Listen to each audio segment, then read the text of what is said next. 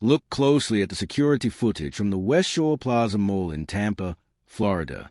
A woman in her late 30s, Sarah Chen, pushes a shopping cart through the automated doors. Beside her walks her husband, David Chen, age 42, carrying shopping bags. Their 9-year-old daughter, Lily, skips ahead, her backpack bouncing with each step. The timestamp reads 8:43 p.m. on Friday, October 6th. The parking lot stretches behind them, illuminated by sodium vapor lights that cast everything in an amber glow.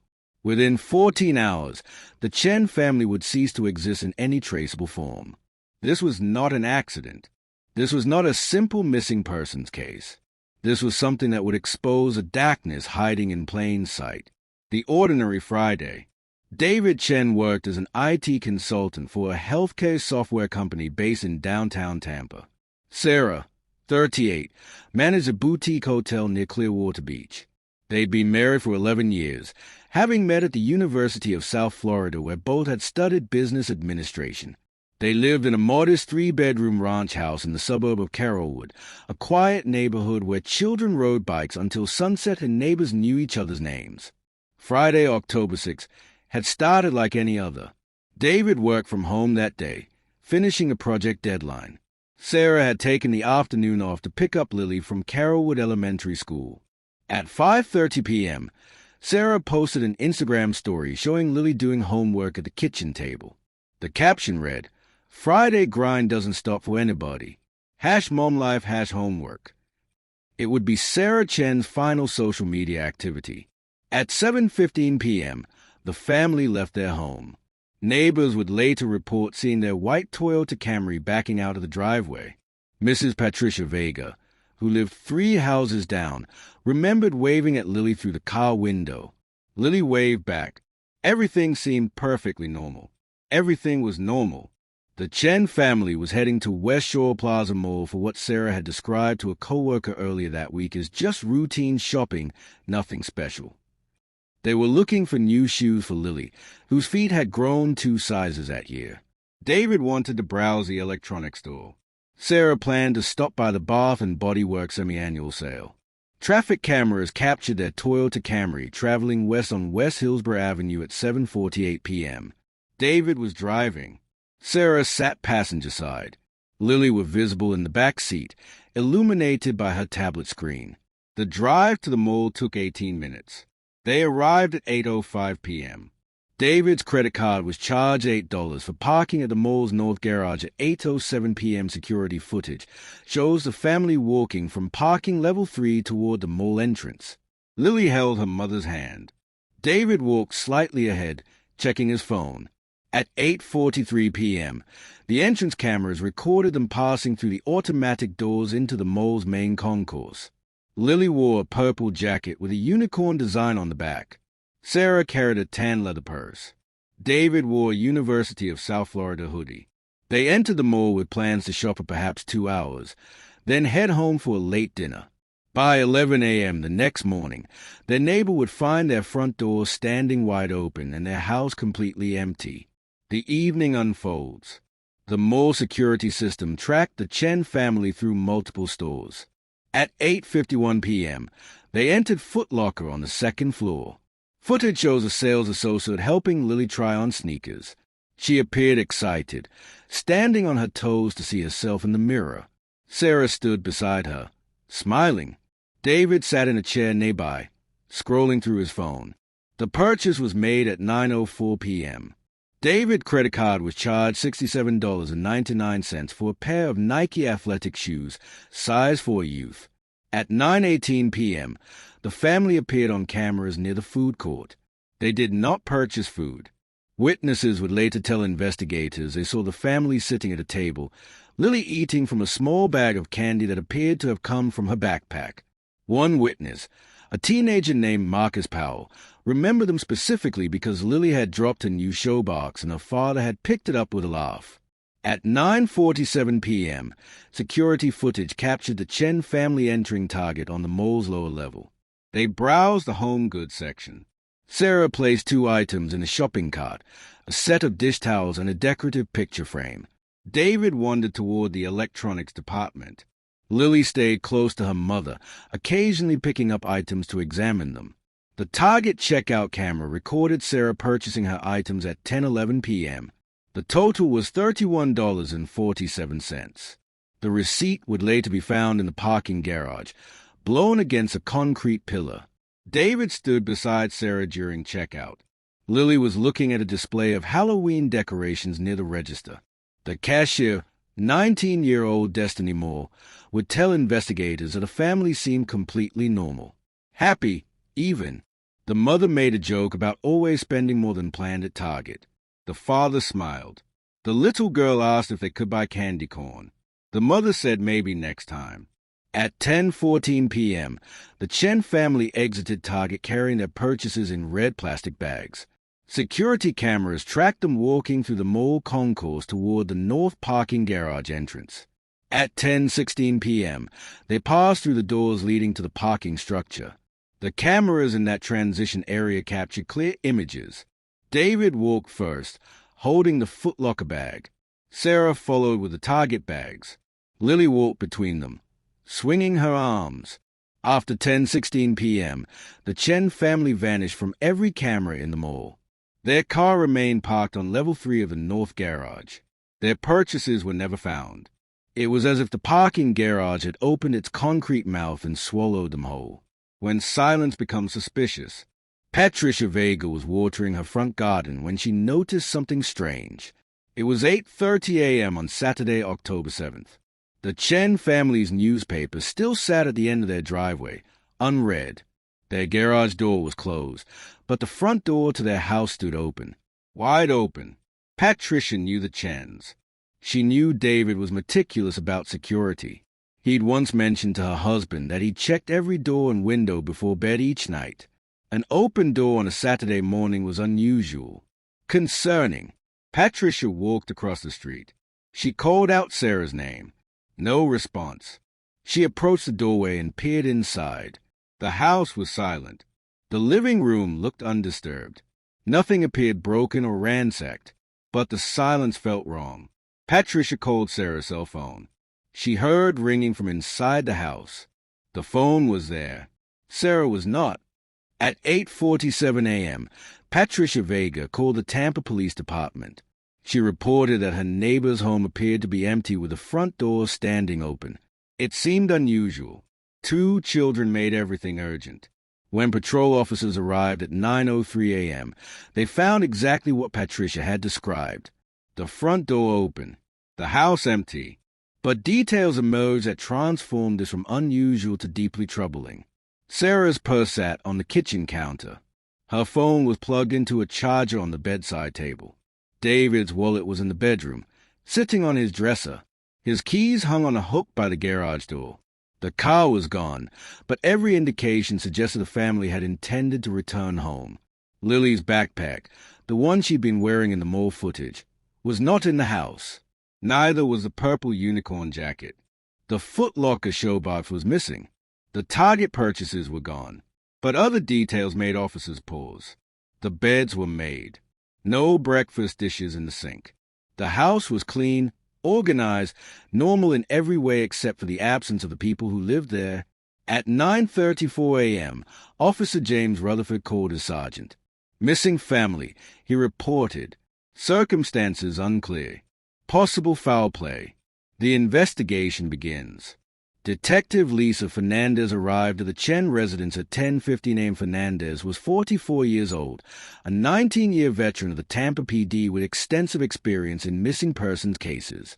She'd worked child abductions, domestic situations, and elder disappearances. She'd never worked anything quite like this. Fernandez interviewed Patricia Vega first. When did she last see the family? Friday evening, around 7:15 p.m. Did they seem distressed? No, completely normal. Did the Chens have any enemies? Not that Patricia knew of. Were there any domestic issues? Never any fighting. Never any police calls to the residence. The Chens were, by all accounts, a stable, loving family. Fernandez examined the house room by room. No signs of struggle. No blood. No indication of forced entry. The garage showed that one vehicle was missing, the white Toyota Camry. But the garage door opener was still clipped to the sun visor of Sarah's Honda CR-V, which remained parked inside. If the family had left in the Camry, they'd done so using the spare remote or manually. At 11:20 a.m., Fernandez obtained the Chen family's phone records and credit card activity. The last credit card charge, Target, West Shore Plaza Mall, 10:11 p.m. on October 6. The phones had stopped transmitting location data at 10:23 p.m., both going offline simultaneously near the mall's location. Fernandez contacted West Shore Plaza Mall security. At 12:40 p.m., she was reviewing security footage in the mall's central monitoring room. Security Director Tom Ashford walked her through the timeline, the family entering at 8:43 p.m. shopping at multiple stores. The final footage at 10:16 p.m. showing them entering the parking garage. Then nothing. The parking garage cameras are where everything falls apart, Detective Fernandez said quietly. Tom Ashford pulled up the parking garage feeds. Level 3, North Garage, camera positions 3A through 3F. The cameras covered most of the garage floor. Most, but not all. There were blind spots, areas where camera coverage overlapped imperfectly, creating small zones of invisibility. At 10:17 p.m., Camera 3C briefly captured what appeared to be three figures moving between parked cars. The angle was wrong. The lighting was poor. Positive identification was impossible. At 10:19 p.m., Camera 3 showed a white sedan, possibly a Camry, driving toward the garage exit ramp. The license plate was not visible. No occupants could be clearly seen through the windows. At 10:21 p.m., the same vehicle or one matching its description appeared on the exit camera leaving the garage. At 10:23 p.m., traffic cameras on West Kennedy Boulevard captured a white Toyota Camry heading south. The license plate was partially obscured by glare, but the visible digits matched the Chen family's vehicle registration. After 10:23 p.m., the white Camry disappeared from traffic camera coverage. Detective Fernandez issued a bolo, be on the lookout for the vehicle. She contacted the FBI. At 2:15 p.m., less than 6 hours after Patricia Vega made her initial call, this became a federal missing persons investigation. The digital footprint. FBI Special Agent Marcus Webb arrived from the Tampa field office at 3:30 p.m. Webb specialized in cybercrimes and digital forensics. He requested all electronic records related to the Chen family. Phone records, email accounts, social media activity, banking transactions, credit card purchases. By evening, a digital profile of the Chen family's final 72 hours had been constructed. Nothing appeared suspicious. Sarah's email contained work correspondence and a message to her sister in California about Thanksgiving plans. David's email showed project updates and a confirmation for a dental appointment scheduled for the following Tuesday. Neither account showed signs of distress, threats, or unusual activity. Social media showed normal family life. Sarah's Instagram featured photos of Lily's school activities and sunset views from Clearwater Beach. David rarely posted, but had shared a funny meme about IT work 3 days before disappearing. Lily didn't have social media accounts. Her parents had agreed she was too young. Banking records showed normal spending patterns. No large withdrawals. No unusual purchases. The family's finances were stable. David earned $89,000 annually. Sarah earned $52,000. They had $14,000 in savings, a mortgage with consistent payments, and 2 car loans being paid on schedule. But Agent Webb found something interesting in David Chen's browsing history. On October 3rd, 3 days before the disappearance, David had searched for information about data encryption and secure communication apps. On October 4th, he'd visited forums discussing offshore banking. On October 5th, he'd researched how to permanently delete digital information. Webb shared his findings with Detective Fernandez. The question became obvious. Was David Chen planning something? Had the family disappeared voluntarily? At 7:45 p.m. on Saturday evening, 24 hours after the Chen family had entered West Shore Plaza Mall, investigators had more questions than answers. A missing family. A vehicle last seen heading south into Tampa. a house left open, and a father who'd been researching how to disappear. The discovery Sunday morning brought the break investigators needed. At 6:15 a.m., a jogger named Rachel Kim was running along the Courtney Campbell Causeway, the scenic route connecting Tampa to Clearwater Beach. As she passed a small beach access area, she noticed something in the shallow water near the rocks. It was a car, a white Toyota Camry, partially submerged, its hood dipped into Tampa Bay. Rachel called 911. Police arrived at 6:31 a.m. Detective Fernandez was notified immediately. By 7 a.m., Tampa PD's dive team was on scene. The Camry sat in approximately 4 feet of water, 20 feet from shore. The driver's side door was closed. The passenger door was open. The trunk was open. The vehicle was empty. License plate check confirmed it.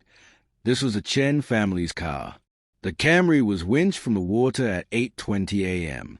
Crime scene technicians began processing it immediately. What they found painted a disturbing picture.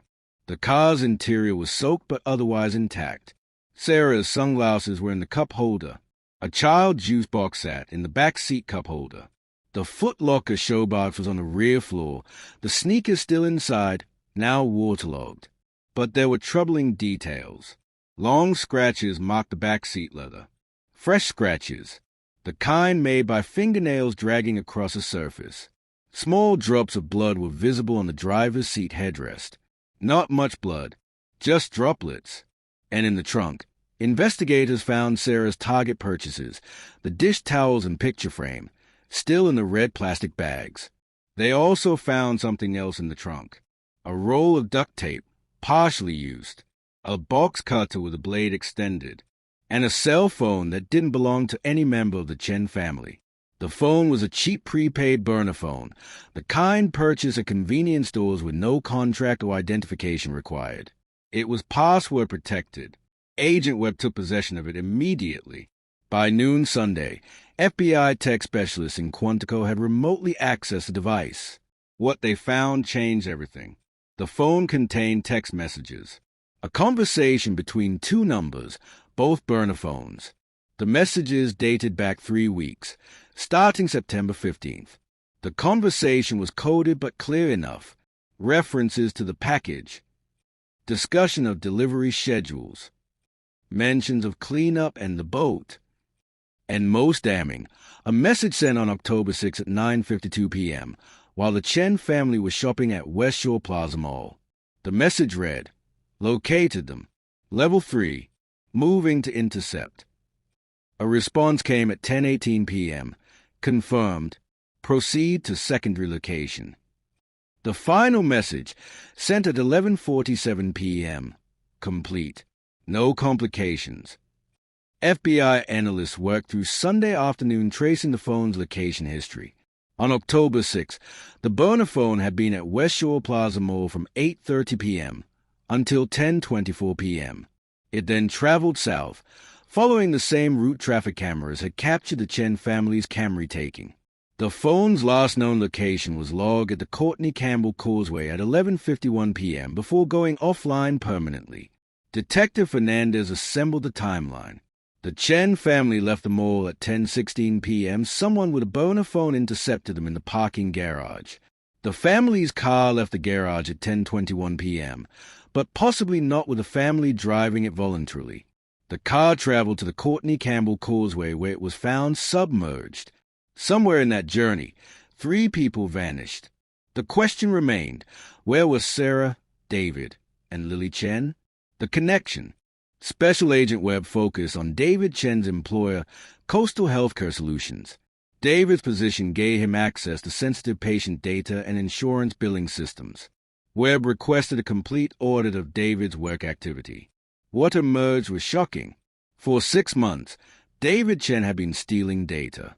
Patient records, insurance numbers, billing codes. He'd been systematically copying files to encrypted external drives. The data theft was sophisticated, designed to avoid detection by the company's security systems. David had been covering his tracks, but not perfectly. Webb contacted Coastal Healthcare Security Director, a former FBI agent named Raymond Torres. Torres had noticed irregularities in David's access logs 3 weeks earlier, around the same time the burner phone messages began. Torres had been quietly investigating, not yet certain enough to report to management or authorities. David Chen, Torres explained, had access records for over 40,000 patients. The stolen data included Social Security numbers, insurance policy details, medical histories, and billing information. On the black market, that data was worth millions. Torres provided Webb with his investigation file. It included surveillance photos taken outside Coastal Healthcare's offices. One photo, dated September 20th, showed David Chen in the parking lot talking to an unidentified man. The man was tall, approximately 6 feet 2 inches, wearing a dark jacket and baseball cap. His face was partially visible in profile. FBI facial recognition software ran the image through databases. At 8:30 p.m. Sunday evening, a match appeared. The man was Victor Ramirez, age 47, a Tampa native with an extensive criminal record: fraud, identity theft, money laundering. Ramirez had served 6 years in federal prison and been released 14 months earlier. He was a known operator in stolen data markets, someone who brokered sales of personal information to criminal networks. Agent Webb obtained Ramirez's address and recent activity. Victor Ramirez lived in a rented house in the Seminole Heights neighborhood of Tampa. His parole officer reported he'd missed his last 2 scheduled check-ins. Ramirez hadn't been seen since October 5th, the day before the Chen family disappeared. But Webb found something else. Victor Ramirez owned a boat. A 24-foot cabin cruiser named the Mariposa docked at a marina in Apollo Beach, south of Tampa.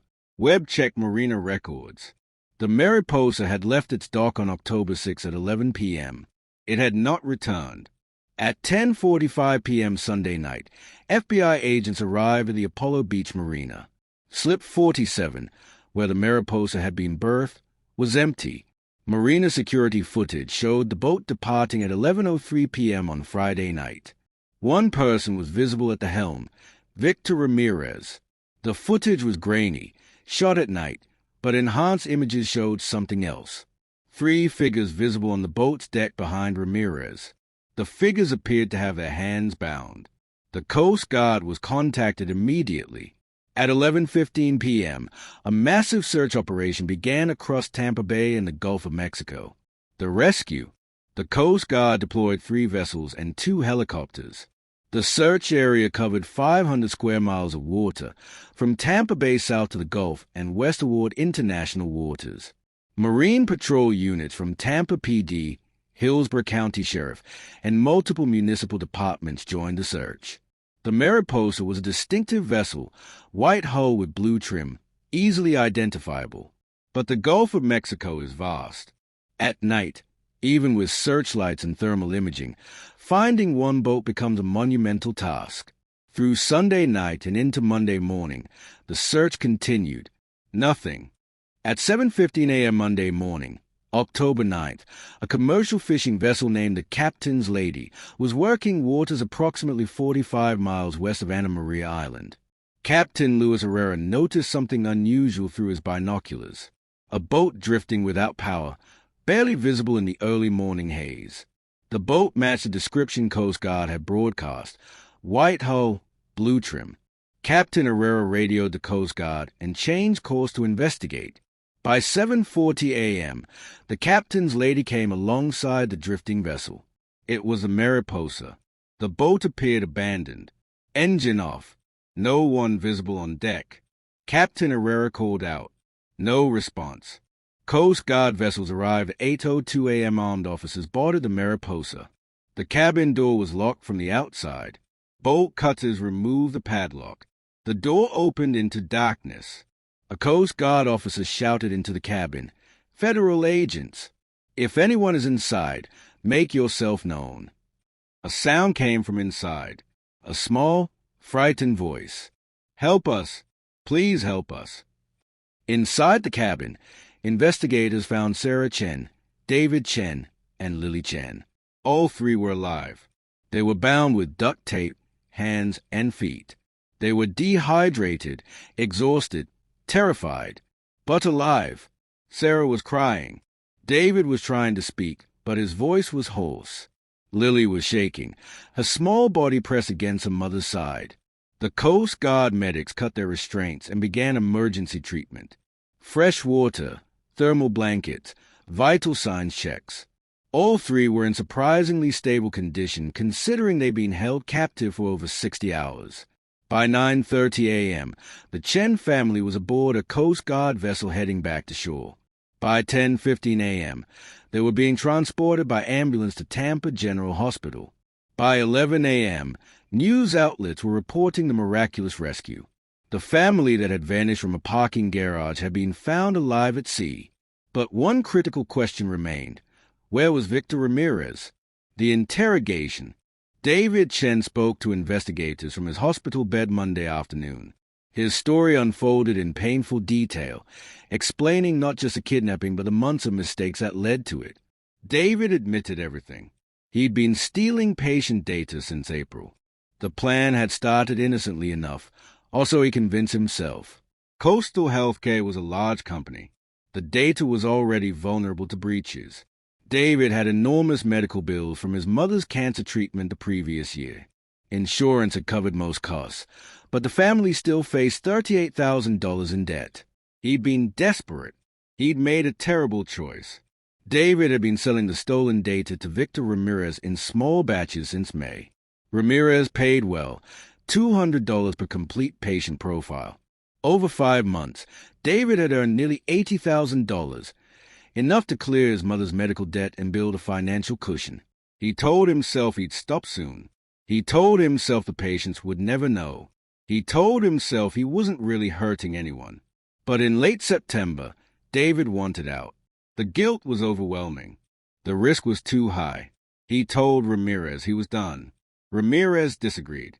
Ramirez wanted one final job, access to the complete patient database.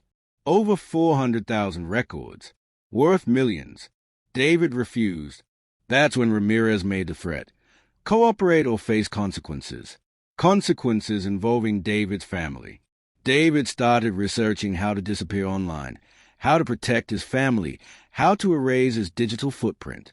He was planning to go to authorities, to confess everything, to enter witness protection if necessary. But Ramirez moved first. Friday night at the mall had been completely ordinary until it wasn't. The family left Target at 10:14 p.m., walking toward the parking garage. As they approached their car on level 3, a man stepped from between vehicles. It was Ramirez. He showed them a gun. He told them to get in their car. He told David to drive. Another man, younger, someone David had never seen before, got in the passenger seat. They were forced to drive to the Courtney Campbell Causeway. There, Ramirez's boat was waiting at a small beach access point. The family was transferred to the boat. Ramirez took David's phone, Sarah's phone, their credit cards. He sent his accomplice back to drive the Chen family's Camry into the water, staging what might look like an accident or suicide. The accomplice met Ramirez back at the marina. Ramirez then took the Chen family into the Gulf. He kept them bound in the cabin. He told David the terms, full database access credentials, or the family would disappear permanently. David gave Ramirez everything. Account passwords, security bypass methods, encryption keys. Ramirez verified the information remotely using a laptop on the boat. Everything checked out. Saturday night, Ramirez told them he'd let them go. He gave them water. He promised by Sunday morning they'd be back on shore. Then Sunday morning came and Ramirez was gone. He'd abandoned them, left them locked in the cabin with the boat's engine disabled, drifting in the Gulf. Maybe Ramirez thought they'd be found quickly enough. Maybe he didn't care. David believed Ramirez intended for them to die. Slowly, from exposure, from dehydration, from the heat. A tragedy at sea. No evidence. No witnesses. But the Coast Guard found them first. The manhunt. While David Chen was telling his story, federal marshals were hunting Victor Ramirez. Ramirez's bank accounts were frozen. His known associates were being questioned. His photograph was distributed to every law enforcement agency in Florida. Ports and airports were notified. Border Patrol was alerted. Tuesday morning brought results. A Delta Airlines ticket agent at Tampa International Airport reported that a man matching Ramirez's description had attempted to board a Monday evening flight to Mexico City using a false passport. The agent, suspicious of the man's nervous behavior, had flagged the passport for additional screening. The man had left the airport before security could detain him. Airport security footage confirmed it was Ramirez. He'd been there Monday night at 8:30 p.m., approximately 9 hours after abandoning the Chen family at sea. His escape plan had failed. He'd disappeared into Tampa before authorities could respond. A tip came Tuesday afternoon. A gas station clerk in Plant City, a small town east of Tampa, reported seeing a man matching Ramirez's description purchasing fuel and food at 11 p.m. Monday night. Security footage confirmed it. Ramirez was driving a dark blue Honda Accord, license plate obscured by mud. Wednesday morning, October 11th, brought the final piece. A motel manager in Arcadia, a rural town 60 miles southeast of Tampa, contacted police. A guest matching Ramirez's description had checked in Monday night using cash and a fake ID. The man was still in room 17. FBI agents, U.S. Marshals, and local police surrounded the Skyline Motor Lodge at 6:15 a.m. Wednesday. The parking lot was sealed. Room 17's door and windows were covered by tactical teams. At 6:30 a.m., negotiators made contact. Victor Ramirez, this is the FBI. The building is surrounded. Exit the room with your hands visible.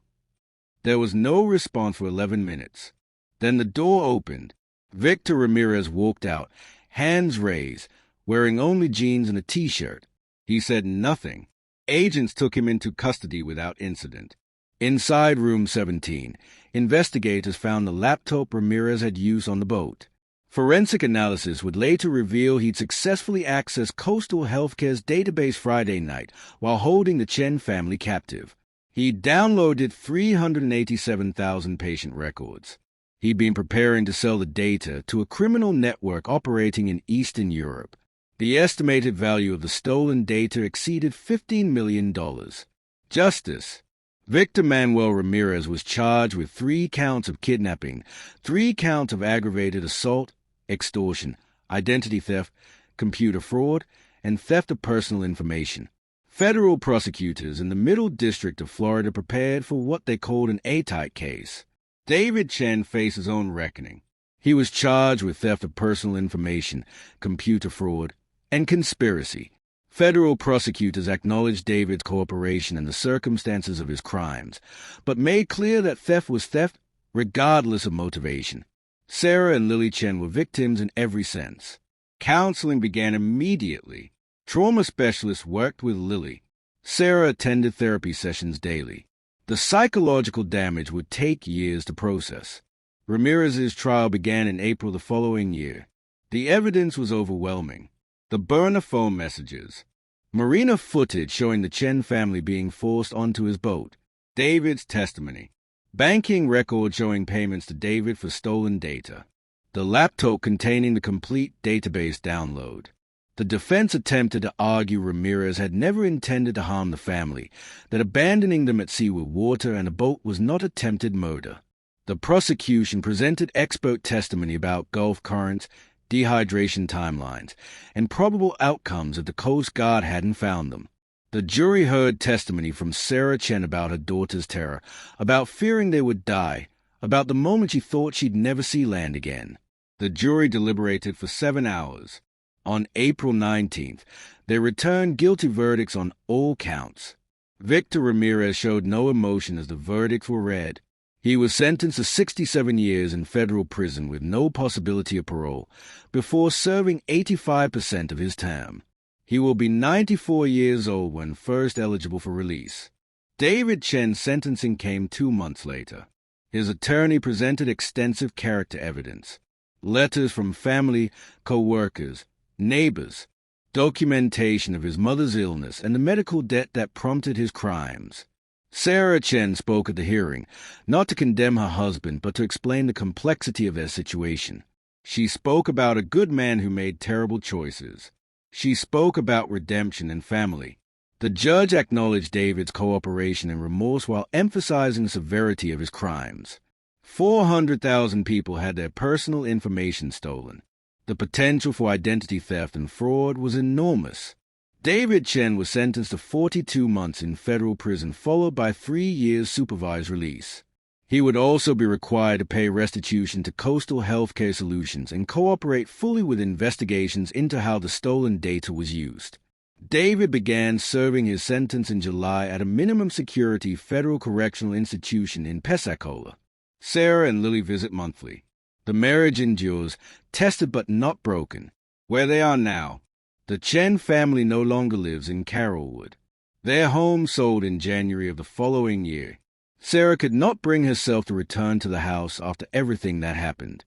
They relocated to a small town in Georgia, seeking anonymity and a fresh start. Sarah left hotel management. She now works as a freelance consultant, a career that allows her to work from home and be present for Lily. The flexibility helps with therapy schedules and the unpredictability of healing. Lily, now 13, has made remarkable progress. The nightmares that plague her first year have become less frequent. She struggles with anxiety, particularly around water and boats. She may never be comfortable near the ocean again, but she smiles more. She's made friends at her new school. She plays soccer. She's learning that life continues even after unthinkable trauma. David's projected release date is September 2027. He participates in every available rehabilitation program. He earns his GED in prison education courses. He writes letters to Sarah and Lily daily. He works in the prison library. He attends therapy. He has become, according to his counselor, a model of remorse and genuine rehabilitation.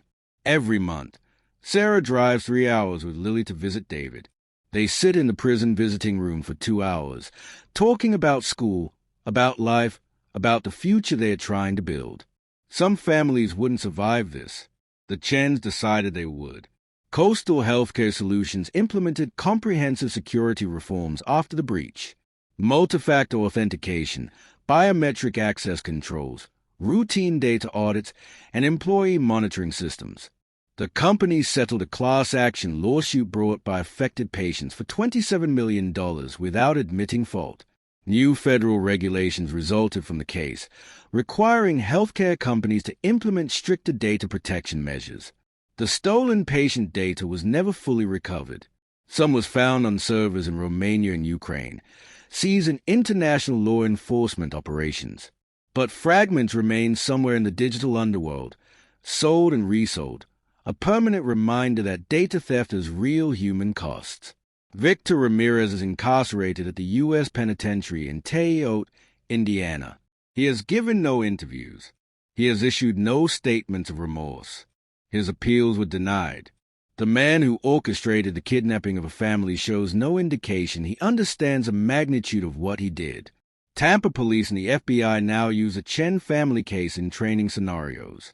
How to recognize data theft patterns. How to track burner phones. How to coordinate multi-agency marine rescues. One family's nightmare became a learning tool to protect others. The purple unicorn jacket that Lily wore into the mall that night was never recovered. Neither were the new Nike sneakers from Foot Locker, the ones that were supposed to last her the whole school year.